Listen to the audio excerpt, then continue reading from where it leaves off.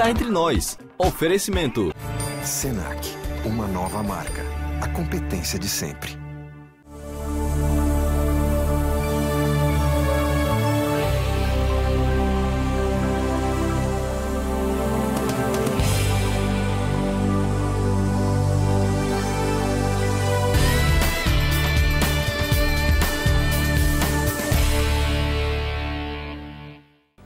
Olá, o Cá Entre Nós está no ar. Lembrando mais uma vez que estamos interinamente substituindo a nossa apresentadora Rose Silveira, que está curtindo merecidas férias nos Estados Unidos e na Europa.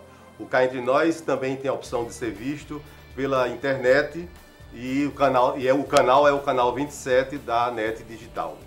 Hoje o entrevistado é o maestro Alex Klein, da Orquestra Sinfônica da Paraíba, que tem muita coisa para contar sobre os projetos no movimento musical paraibano que estão em curso.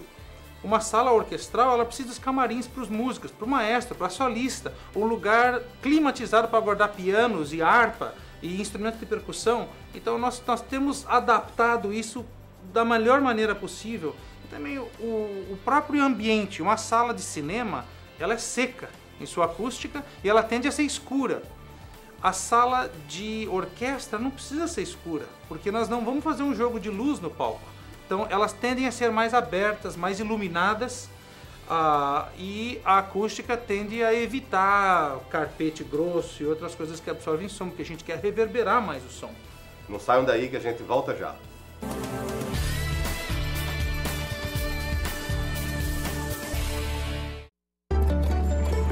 O Senac oferece cursos que transformam a vida de milhares de pessoas. Transformou a minha vida. A minha carreira. Meu emprego. Nós ajudamos o Brasil a se transformar também. E conquistar seu espaço no mundo. O Senac também se transforma. Todos os dias. para continuar transformando a vida de milhares de brasileiros como nós. Senac, uma nova marca. A competência de sempre.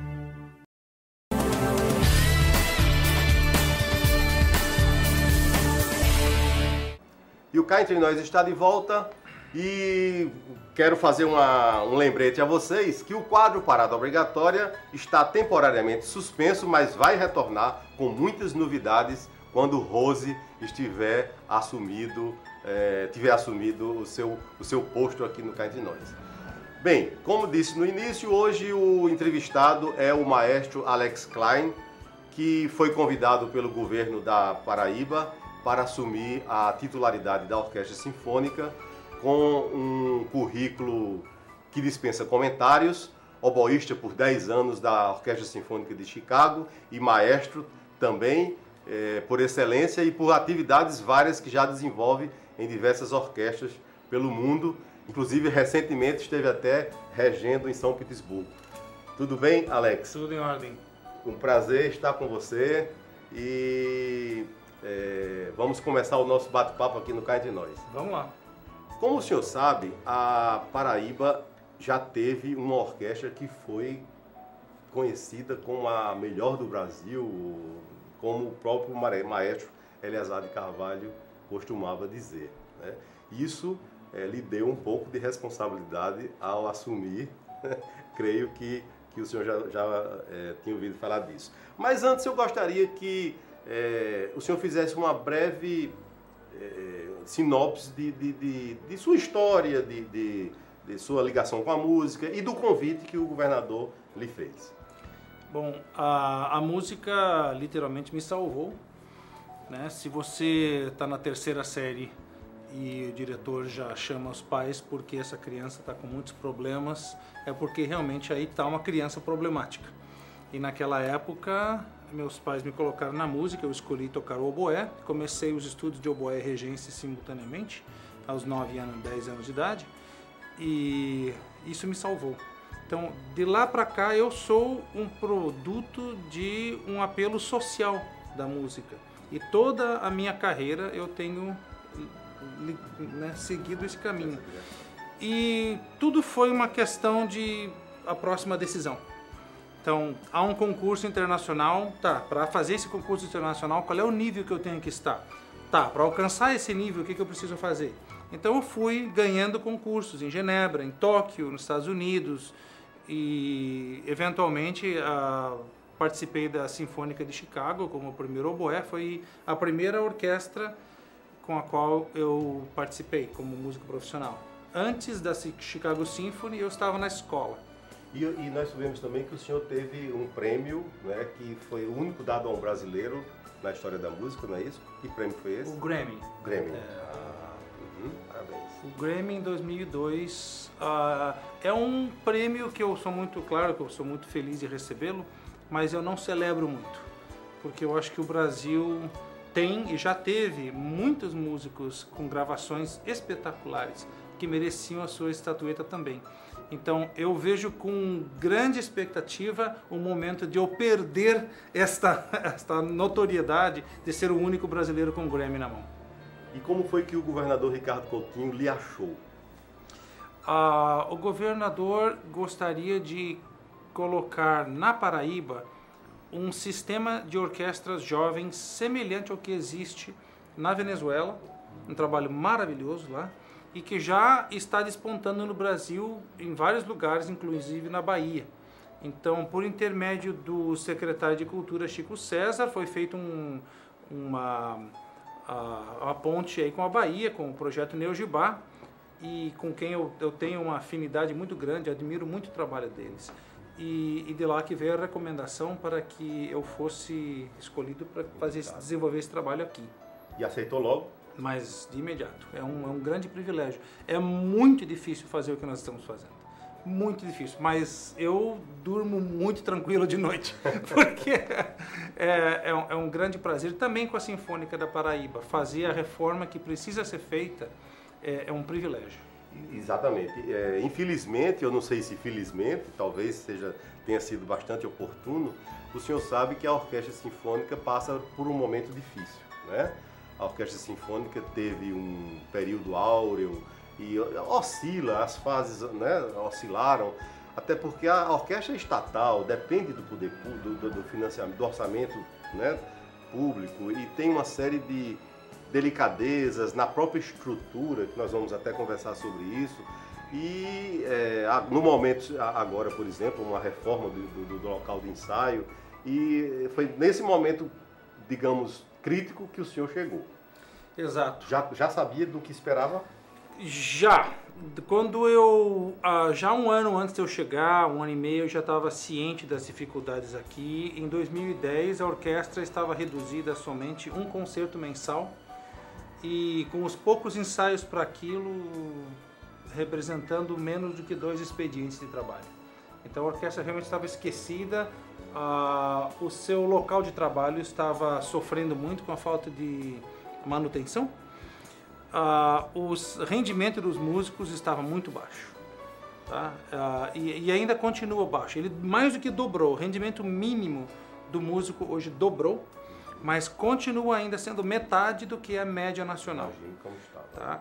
Mas aí que está a grande diferença. O que foi feito nos anos 80 com o Eleazar de Carvalho e o governador Buriti foi injetar muito dinheiro na orquestra com salários altíssimos. Era na época, pelo que me chegou, era que chegava a dezenas de salários mínimos, o que um músico recebia.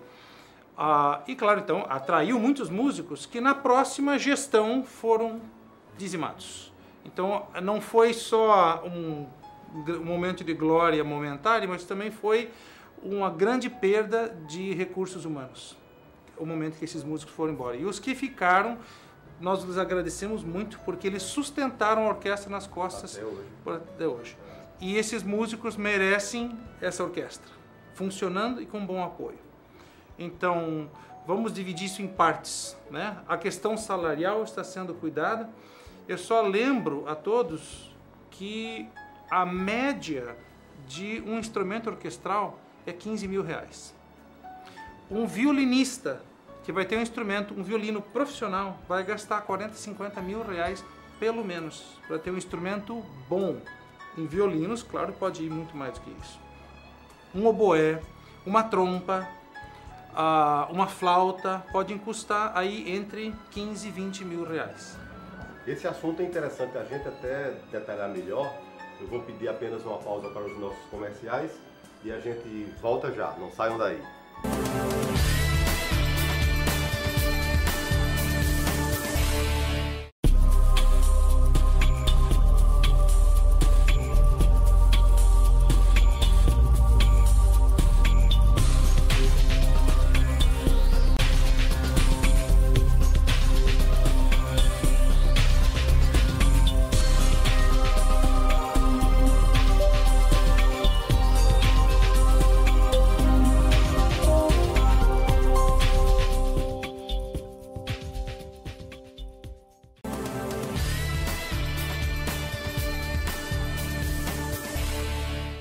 E o Cá Entre Nós está de volta, hoje entrevistando o maestro Alex Klein, titular da Orquestra Sinfônica da Paraíba. Maestro, estávamos falando sobre as condições salariais dos músicos, que o senhor falou que em relação ao resto do país ainda não está no nível bom, apesar dos aumentos que o governo do estado deu, né? Eu queria só lhe perguntar uma coisa. Muita gente tem uma ideia equivocada da carga horária, do trabalho de um músico, do salário que ele recebe, porque o músico ele passa muitos anos numa atividade para se especializar e chegar no nível de tocar numa orquestra sinfônica, né? Além disso, a sua atividade nos concertos implica num tempo que ele que ele usa em casa para estudar, pesquisar, ensaiar, enfim, não é só a atividade do concerto e nem dos ensaios que significa que a carga horária dele está. Então, é um funcionário, digamos, não deixa de ser um funcionário do governo do estado, mas com um perfil muito diferente. Além disso, ele tem despesas com o instrumento, a manutenção do instrumento, o senhor sabe que é bastante dispendiosa. Exato. Então, isso tudo, com essa perspectiva de uma melhoria, isso tudo está sendo considerado? Isso está tudo sendo considerado, porém sem cair na mesma cilada que a gente caiu nos anos 80.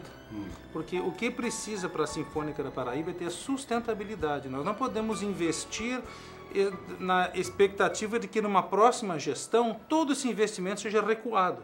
Nós temos que investir para o futuro e manter de uma maneira que qualquer pessoa, qualquer político razoável vai ver que esse investimento é sério e é bem colocado. O que foi feito nos anos 80 foi desproporcional. Então é um convite a mudanças na próxima gestão. Agora, na gestão atual, nós estamos tentando essa sustentabilidade. Então, é bom lembrar que o músico nunca se aposenta.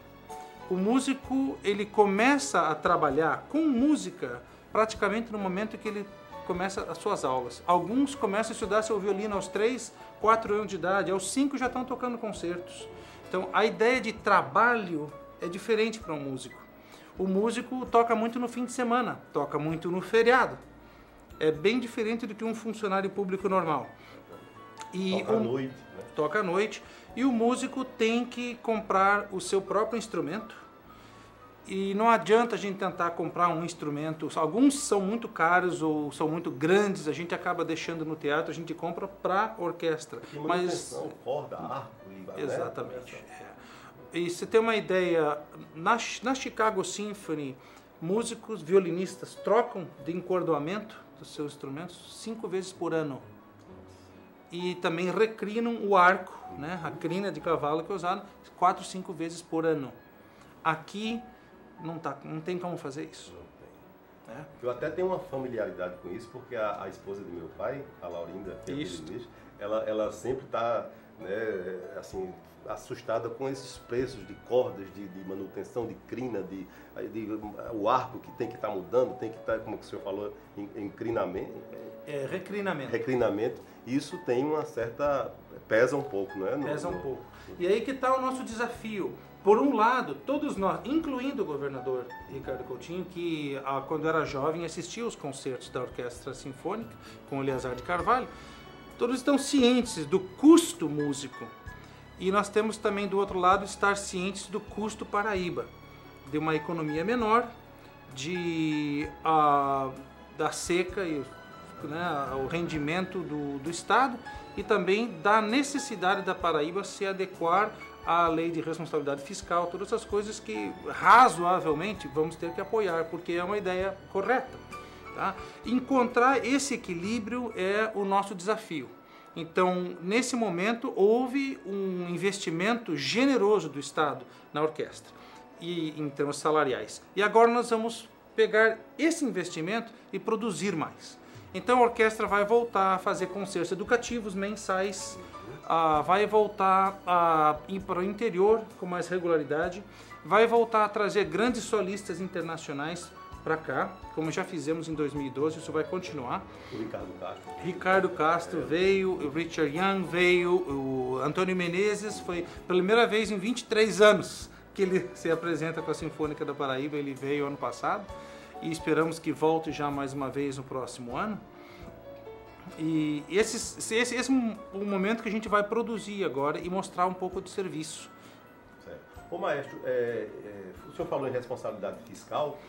Houve recentemente uma recomendação do Tribunal de Contas para que o convênio que havia entre a USPB e a universidade fosse extinto, né? Porque a orquestra, pelo que se sabe, ela era fatiada entre três partes. Os músicos do quadro, os músicos estagiários e esses músicos da universidade, que eram 20, 25, alguma coisa assim, né? Com essa recomendação, a orquestra ficou desfalcada, evidentemente. Sim. Mas já se fala num concurso para novos músicos, em torno de quanto mais? Vão ser 26 novos músicos, completando todo o quadro especificado pela lei. Sei. Tá? E também vamos ter vagas para administradores que estão em falta. E uma orquestra sinfônica razoável, ela necessita de quantos músicos? Entre 50 e 100. Entre 50 e 100. Na lei da orquestra nós temos 70 vagas. Mas essa lei da orquestra foi feita para incluir aqueles 22 músicos que estavam conveniados com a universidade. Então, o planejamento foi para 92 músicos. Então, nós estamos estudando uma alteração na lei para que ela possa ter 86 músicos funcionários. Então, nós vamos adicionar 16. Não vamos usar 92, vamos ficar em 86. De certa forma, alguns setores da cidade, da comunidade intelectual, acadêmica, lamentaram assim, essa ruptura, porque a conexão universidade e orquestra sempre foi muito saudável, porque os músicos, os universitários, tinham a orquestra como um local para estagiar, para aprender, para praticar, não é?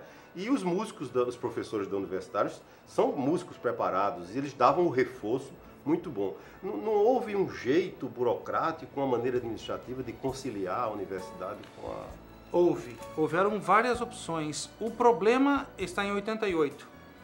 A orquestra pré-constituição poderia ter esta participação de professores da universidade e do Estado.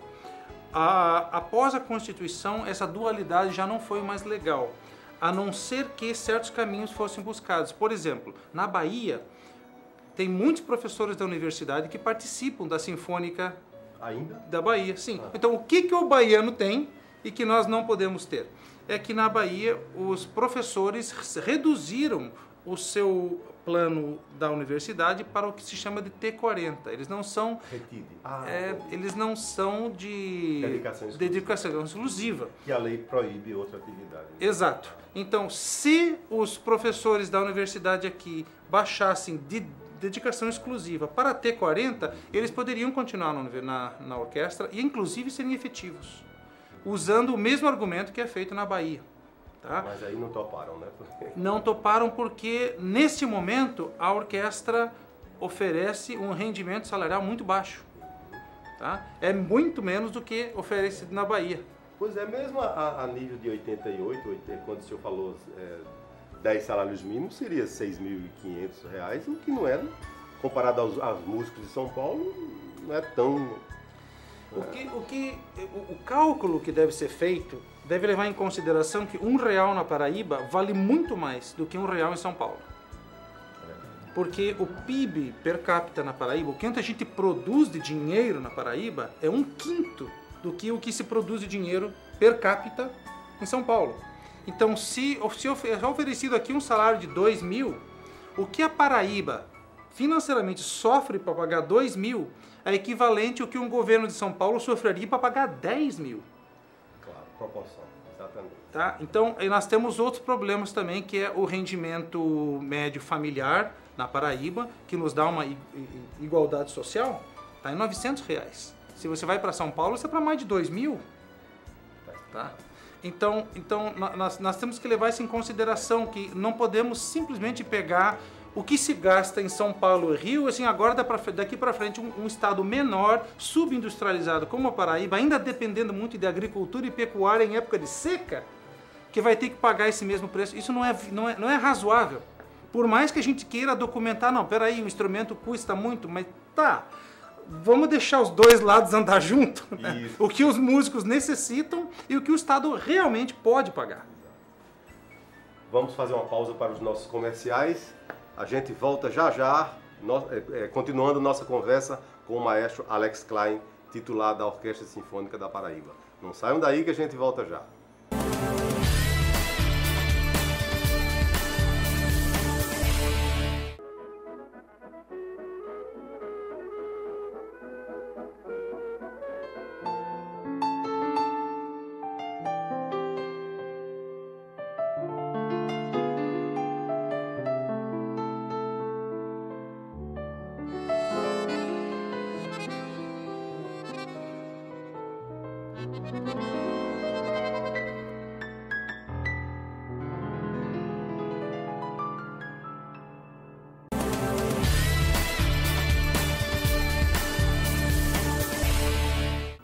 Cá Entre Nós está de volta, lembrando aos nossos telespectadores que eu estou honrosamente e interinamente representando, substituindo a nossa apresentadora Rose Silveira, que está curtindo férias, merecidas férias, e em breve estará de volta.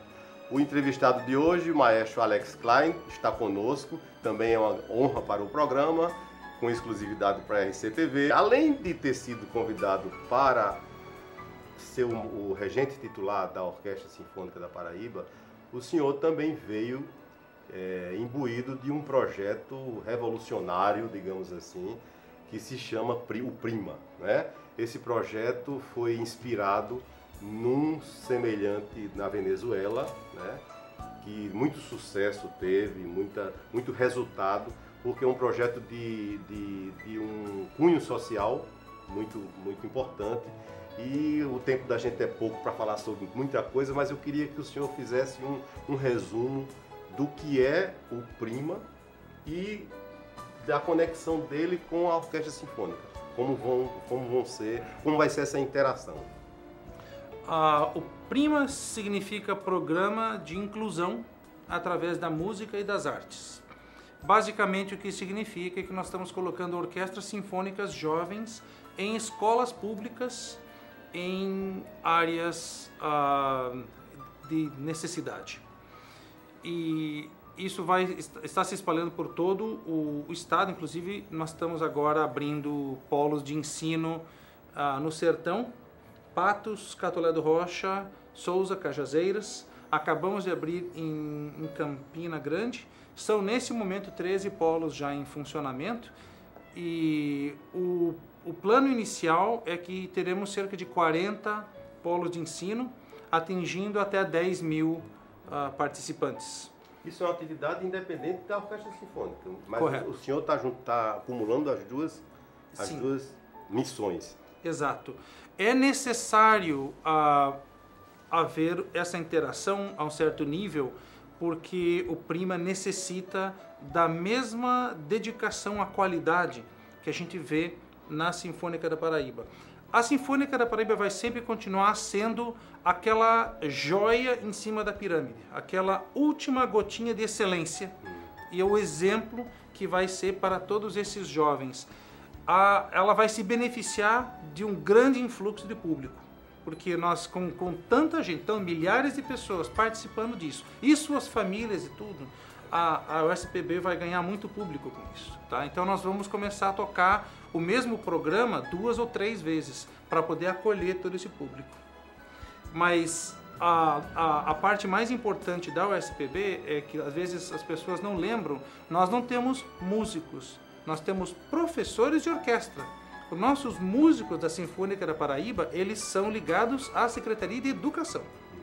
Tá? Então esse vai ser o momento em que esse link, essa realidade de sua função vai se tornar realidade. Realmente um pouco má escolha de palavras, mas esse vai ser o momento em que a realidade de sua função vai tomar corpo, que o professor de orquestra vai ser revelado. Porque o que significa um professor de orquestra? Com essa conexão com o Prima, isso vai ficar muito claro. E onde é que está o ensinamento? Tá? Nós já tivemos vários membros da Sinfônica da Paraíba dando classes nos polos de ensino do Prima, e com muito sucesso, e também muitos alunos vindo aos concertos, vindo a atividades da orquestra. Me diga uma coisa, mas na medida em que eles foram contratados como músicos para tocar, o fato de dar aula nem sempre está, digamos, nem sempre todos têm o talento para didática. Eu conheço músicos excelentes, mas que não dariam uma aula de forma alguma. Não é? Assim, um exemplo é o próprio Nelson Freire, amigo nosso, pianista. Nelson, conversando com ele já algumas vezes, ele não tem, professor eu não daria para ser professor, né? Apesar de algumas coisas, algumas vezes foi contratado para os masterclasses, mas a didática existe um talento, vocação, o senhor não acha? Sim, alguns... Isso vai ser optativo, alguns que preferem... Os membros da Sinfônica da Paraíba não participam ativamente, regularmente, das atividades do Prima. Alguns que têm esta veia educacional vão e dão classes, mas o professor de orquestra, o que significa isso é que a música, ela ensina, ela explica, ela calma, sem necessidade de palavras, sem necessidade de classes. Tá? E nesse momento, o que é o nosso professor de orquestra na USPB? São músicos tocando para um público. Isso já é ótimo, mas o momento que a gente tem esses músicos tocando para jovens que estão aprendendo aquele instrumento e levando aquele conhecimento adiante para a sua comunidade, nós temos já um outro âmbito. Tá? Então, não é necessário a esses músicos entrarem numa sala de aula e começar a falar e explicar. Eles só tocam o seu instrumento e é o suficiente. Tá? Já estamos tendo algumas interações com os polos de Prima em música de câmara, né? Música de pequenos grupos, onde um profissional toca junto, em igualdade e inclusão, com os alunos do Prima. Então, para que o telespectador entenda melhor, o Prima vai formar núcleos em comunidades carentes, dentro das escolas públicas, que vão preparar músicos e formar orquestras várias pelo estado, tirando esses meninos da rua e de outras atividades até vulneráveis à droga e outro tipo, para a música e crescer e evoluir, não é isso? Esse é o plano. Esse é o plano. E está funcionando. Que bom. Estamos muito felizes com o desenvolvimento do Prima. A música, por excelência, aproxima a gente de Deus e das boas energias, né? Evidentemente que esse resultado, esse objetivo será alcançado pelo Prima. E, digamos, quando é que a sociedade vai poder ver isso em prática, os concertos desses grupos? Já tem alguma data prevista? Nós estamos com atividades a público mensais em cada um dos polos. Então, em Cabedelo, a gente apresenta concertos mensais no Teatro Santa Catarina. Já estão sendo? Já estão Mas sendo. tem sido divulgado pouco pela imprensa, né? Assim... Tem sido divulgado pouco, porque a nossa preocupação inicial é a autoestima e desenvolvimento desses jovens, que já está em muito bom andamento. Agora, a próxima fase é familiares e comunidade, tá? E eventualmente a comunidade maior, por intermédio do nosso site do Prima, que é primaparaíba.com, nós estamos organizando um calendário. Produção, anota aí esse endereço, primaparaíba.com. Isto. Nós estamos colocando lá os nossos concertos e os polos de ensino vão se desenvolvendo e começam a organizar. Já em maio, acredito que 5 ou 6 polos de ensino estarão com apresentações, que daqui para frente serão mensais. Ótimo, maestro. Vamos outro intervalo para os nossos comerciais. A gente volta já.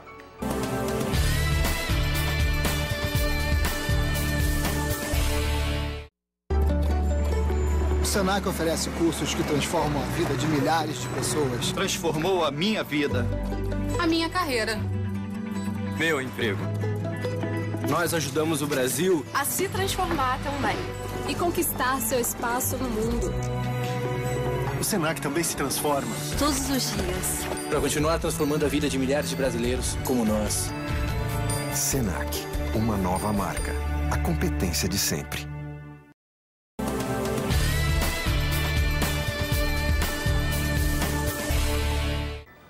O Cá Entre Nós está de volta, entrevistando o nosso maestro Alex Klein, da Orquestra Sinfônica da Paraíba. Maestro, a expectativa da comunidade paraibana, principalmente o povo ligado à arte e à cultura, é grande em relação à reforma que o Espaço Cultural, que é uma instituição dentro do coração dos paraibanos, porque é um polo onde se concentra aquelas atividades culturais, né, mais apreciadas, música, teatro, cinema. E a imprensa divulgou que realmente a reforma é substancial. Eu vi umas fotos recentes do teatro descascado, literalmente sendo renovado, e nós queríamos que o senhor conversasse um pouco sobre essas reformas, se a orquestra vai ter um lugar para ensaiar, como é que vai ser essa nova configuração para a música. É bom lembrar que a Orquestra Sinfônica da Paraíba nunca teve uma sala própria. É verdade. Nunca. Ela sempre foi adaptada, ela foi colocada em espaços alternativos, veio do Teatro Santa Rosa, ela foi para o Paulo Pontes, do Paulo Pontes ela foi para o Cine Bangui, que é realmente um cinema. Foi desenhado para ser um cinema, foi adaptado para acolher a orquestra, mas nunca teve realmente um ambiente orquestral, porque a sala de cinema é só uma sala. Uma sala orquestral, ela precisa dos camarins para os músicos, para o maestro, para a solista, um lugar climatizado para guardar pianos e harpa e instrumentos de percussão. Então nós temos adaptado isso da melhor maneira possível. E também o próprio ambiente, uma sala de cinema, ela é seca em sua acústica e ela tende a ser escura. A sala de orquestra não precisa ser escura, porque nós não vamos fazer um jogo de luz no palco. Então elas tendem a ser mais abertas, mais iluminadas, e a acústica tende a evitar carpete grosso e outras coisas que absorvem som, porque a gente quer reverberar mais o som. Esse tratamento está sendo feito agora na sala da orquestra, e pela primeira vez em sua história, a Orquestra Sinfônica da Paraíba agora terá sua própria sala, só para ela, para seu desenvolvimento e pensando nas suas necessidades. Maravilha. E essa sala vai ser uma sala de trabalho, de ensaio, ou os concertos serão nela? Os ensaios e concertos da orquestra serão nela, porém, nós estamos desenvolvendo também uma sala de ensaios no nível inferior, de modo que 2 grupos orquestrais poderão ensaiar simultaneamente. Muito bom. Maestro, há também uma grande expectativa do paraibano em relação ao centro de convenções.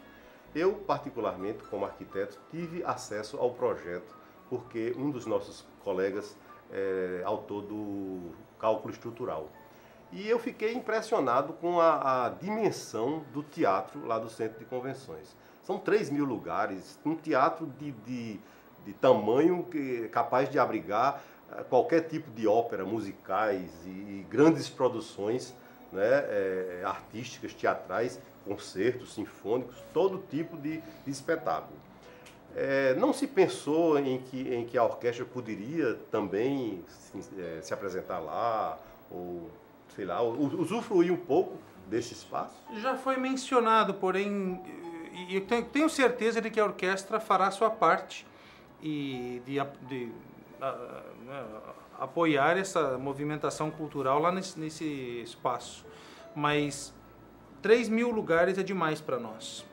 O ideal para a Sinfônica da Paraíba seria lá por volta de seus 1.000 a 1.500 lugares. O espaço cultural vai nos oferecer cerca de 700 nessa sala. Então nós vamos tocar mais concertos do mesmo repertório para poder acolher mais público. Mas 3.000 seria demais para nós. E mesmo acusticamente ele tende a ficar um pouco difuso. É verdade. E o público também nunca encheria. Não é, a música clássica não é para todo mundo.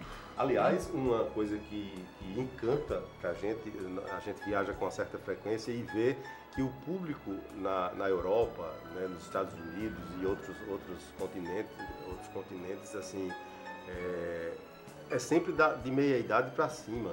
E os concertos da Orquestra Sinfônica é a juventude presente, desde os músicos até a plateia. Você fica encantado com como é que um país que não investe, né, praticamente na música, não temos músicas nos currículos escolares, a gente sente muito que há um pouco de falta de educação musical na juventude brasileira. Tanto é que hoje o que se faz na música popular é lamentável, e a afinidade da juventude com isso. Mas aqui na Paraíba, particularmente, é encantador esse aspecto de que o jovem vá aos concertos eruditos. Nós temos jovens, nós temos ricos, nós temos pobres, nós temos pessoas de todas as idades. Eu já vi gente vindo muito bem vestida para um concerto, eu já vi gente trazendo pacote de pipoca para os nossos concertos. Isso realmente é uma maravilha aqui, e também a maneira como o público abraça literalmente a orquestra. Até porque as saídas no teatro são pelo palco. Então, quando termina um concerto, você vê aquela invasão de público no palco, conversando com os músicos, que é algo especial e muito bonito aqui. Mas a música clássica, assim como todas as belas artes, não são necessariamente para todos. É um público que gosta daquilo, é aberto a todos. Mas os que vão são aqueles que têm uma afinidade especial por aquele tipo de arte. É algo que com certeza nós vamos cultivar. Pois é, mas o que a gente lamenta é que muitas pessoas não apreciam música erudita porque não tiveram contato na infância, na escola, e às vezes quando descobrem, se encantam, né? Mas aí que entra o Prima. Aí que entra o Prima. O Prima está trazendo toda essa movimentação, né, de tantas comunidades para o meio da cidade, e também o que é o nosso propósito agora é dar uma ajudinha nisso, organizando a Sinfônica da Paraíba, com concertos regulares, semanais, com concertos, uma temporada programada para o ano inteiro, de modo que, se você vem assistir um concerto, você leva para casa um livrinho dizendo quando são todos os concertos para o resto do ano, que daí você dá para calcular, naquele dia a minha cunhada vem visitar, eu vou trazer eles de volta aqui. Então o público já pode planejar isso na frente. Uma coisa muito interessante que eu não podia deixar de abordar com o senhor, é muito comum a gente ver nas grandes orquestras do mundo inteiro a participação da iniciativa privada. Então tem os sponsors, tem os doadores, aquelas pessoas empresas que o governo encontra uma certa forma de que aquilo seja compensado na isenção fiscal de alguma forma. Então essa participação da empresa, da iniciativa privada, em ajuda financeira para a orquestra é muito importante. E aqui isso não tem dado certo, Maestro. Não diria dessa forma. Aqui não é assim. Esta é uma das soluções de privatizar ou criar uma organização social. Não, eu digo apenas de parceria. De parceria. A Orquestra Sinfônica da Paraíba é uma orquestra do Estado. Ela é um departamento do Estado, ela é uma ferramenta do Estado. E ela funciona como um departamento, uma repartição pública qualquer. Exato. Certo. Então ela não tem e não precisa desse apoio separado. Ela tem uma função específica cívica. Por isso que não cobra ingressos, os concertos são gratuitos. Exatamente. E é um privilégio, porque em lugar nenhum do mundo você vê concerto de música clássica gratuito. E vamos deixar bem claro também, outra coisa importante, é que não são todas as comunidades que merecem uma orquestra sinfônica. Uma orquestra sinfônica, assim como um museu de arte ou uma ópera, são atributos culturais que poucas comunidades podem ter. É um privilégio que João Pessoa e a Paraíba têm uma orquestra sinfônica. E é mais razão para a gente mantê-la. O senhor, como músico e como profissional, como maestro, tem que estar sempre conscientizando o governador Ricardo Coutinho dessa preciosidade que a Paraíba tem. E eu tenho certeza que o senhor tem feito isso. Eu já trabalhei com muitos líderes políticos no Brasil. Eu posso dizer para vocês com toda tranquilidade que isso não é necessário. Ótimo. Com relação ao governador Ricardo Coutinho. Maestro, o Cá Entre Nós tem só a agradecer a sua participação. Foi muito interessante. Acho que o telespectador se informou do que estava realmente necessitando saber do futuro de nossa música, que está no coração de todos os paraibanos. Muito obrigado. É um prazer e estou disponível a vocês sempre. A orquestra é de vocês, a orquestra é do povo da Paraíba e convidamos todos a assistir os concertos. Beleza. Bom, ficamos por aqui, lembrando que estamos substituindo nossa apresentadora, Rose Silveira, que está de férias, e lembrando a vocês também que o nosso quadro Parada Obrigatória está temporariamente suspenso, mas aguardando a volta de Rose com muitas novidades. Até a próxima semana.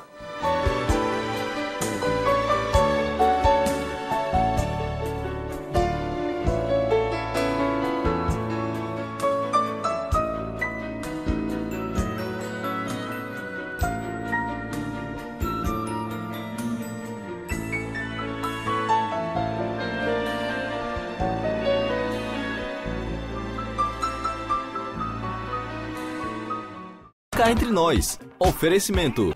Senac, uma nova marca. A competência de sempre.